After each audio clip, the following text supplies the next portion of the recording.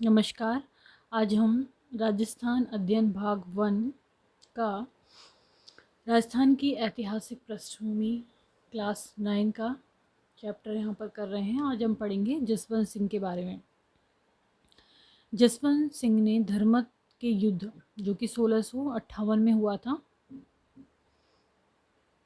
धर्मत का युद्ध 1658 में औरंगजेब के विरुद्ध शाही सेना की ओर से भाग लिया था, परंतु शाही सेना की पराजय ने जसवंत सिंह को युद्ध मैदान से भागने पर मजबूर कर दिया। जसवंत सिंह खजुआ के युद्ध जो कि हुआ था 1659 में शुजा के विरुद्ध औरंगजेब की ओर से लड़ने गया था, परंतु वह मैदान में शुजा से गुप्त संवाद कर शुजा की ओर शामिल हो गया, जो उसके लिए अशोभनीय था। हालांकि वह जैसा वीर साहसी और कूटनीतिज्ञ था, वैसा ही वह विद्या तथा कला प्रेमी भी था। उसने भाषा भूषण नामक ग्रंथ लिखा। मुहणोत नैन्सी उसका मंत्री था। नैन्सी द्वारा लिखी गई नैन्सीरी ख्यात और मारवाड़ परगनारी विगत राजस्थान की ऐतिहासिक, सामाजिक और आर्थिक स्थिति के अध्ययन के अनुपम ग्रंथ हैं। जसवंत सिंह मारवाड़ का शासक था, जिसने अपने बल और प्रभाव से अपने राज्य का सम्मान बनाए रखा। मुगल दरबार का सदस्य होते हुए भी उसने अपनी स्वतंत्र प्रकृति का परिचय देकर राठौड़ वंश के गौरव और पद की प्रतिष्ठा बनाए रखी। राठौड़ दुर्गादास ने औरंगजेब का विरोध कर जसवंत सिंह के पुत्र अजीत सिंह को मारवाड़ का शासक बनाया, परंतु अजीत सिंह ने अपने सच्चे सहायक और मारवाड़ के रक्षक अदम्य साहसी वीर दुर्गादास को, जिसने उसके जन्म से ही उसका साथ दिया था, बुरे लोगों के बहकाने में आकर बिना किसी अपराध के मारवाड़ से निर्वासित कर दिया था। उसकी यह कृतज्ञता उसके चरित्र पर कलंक की कालिमा के रूप में सदैव अंकित रहेगी। दुर्गादास ने अपनी कूटनीति से औरंगजेब के पुत्र शहजादा अकबर को अपनी ओर मिला लिया था। उसने शहजादा अकबर के पुत्र बुलंद अख्तर तथा पुत्री सफ़ैतुन्निसा को शरण देकर तथा उनके लिए कुरान की शिक्षा व्यवस्था करके सांप्रदायिक एकता का परिचय दिया था।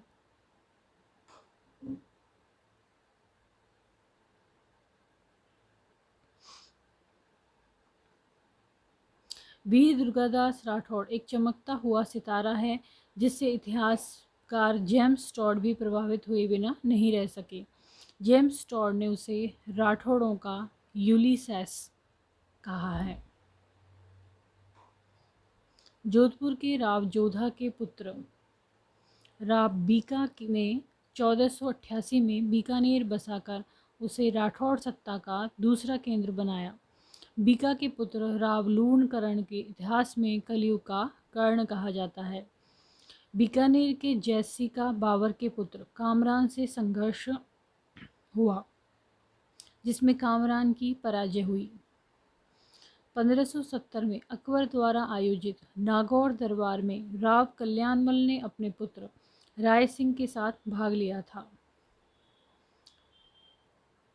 तभी से मुगल सम्राट और बीकानेर राज्य का मैत्री संबंध स्थापित हो गया।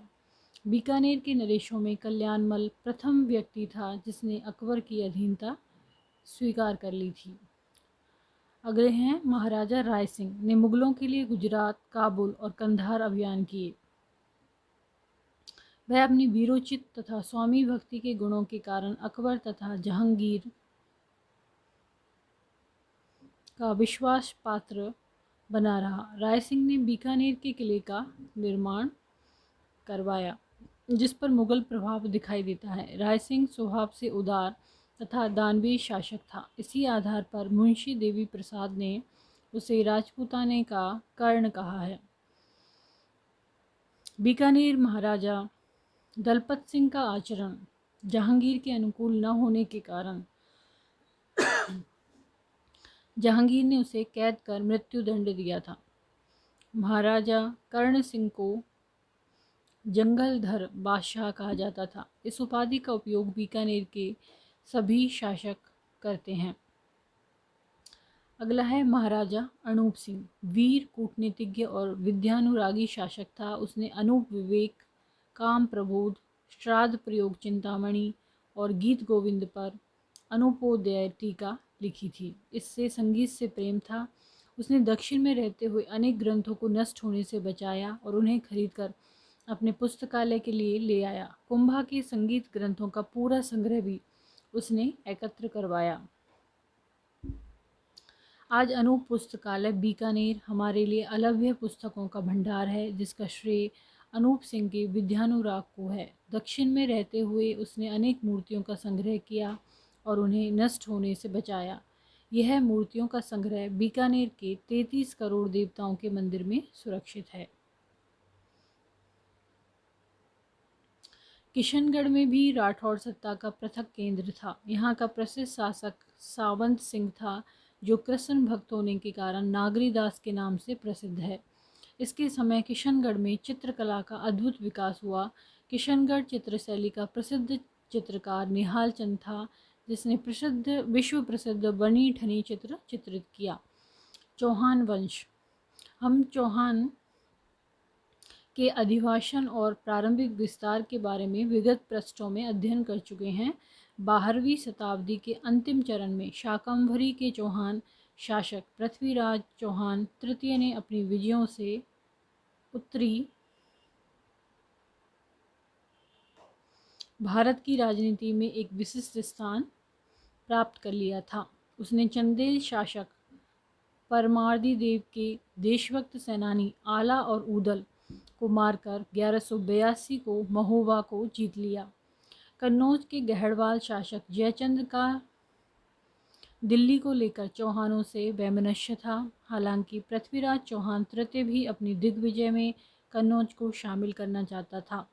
इस प्रकार पृथ्वीराज चौहान तृतीय और जयचंद की महत्वाकांक्षा दोनों के वैमनस्य का कारण बन गई। पृथ्वीराज रासो दोनों के मध्य शत्रुता का कारण जयचंद की पुत्री संयुक्ता को बताता है। पृथ्वीराज तृतीय ने 1191 में तराइन के प्रथम युद्ध में मोहम्मद गौरी को पराजित कर भारत में तुर्क आक्रमण को धक्का पहुंचाया। तुर्कों के विरुद्ध लड़े गए युद्धों में तराइन का प्रथम युद्ध हिंदू विजय का एक गौरवपूर्ण अध्याय है।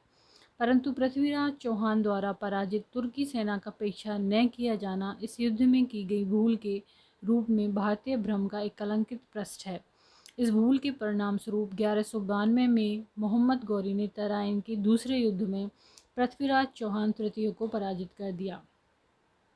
इस हार का कारण राजपूतों का परंपरागत सैन्य संगठन माना जाता है। पृथ्वीराज चौहान अपने राज्यकाल के आरंभ से लेकर अंत तक युद्ध लड़ता रहा, जो उसके एक अच्छे सैनिक और सेनाध्यक्ष होने का प्रमाणित करता है। सिवाय तराइन के द्वितीय युद्ध के वह सभी युद्धों में विजेता रहा। वह स्वयं अच्छा गुणी होने के साथ साथ गुणी जनों का सम्मान करने वाला था।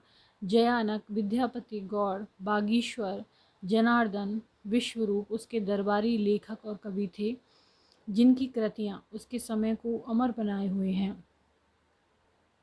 जयानक ने पृथ्वीराज विजय की रचना की थी,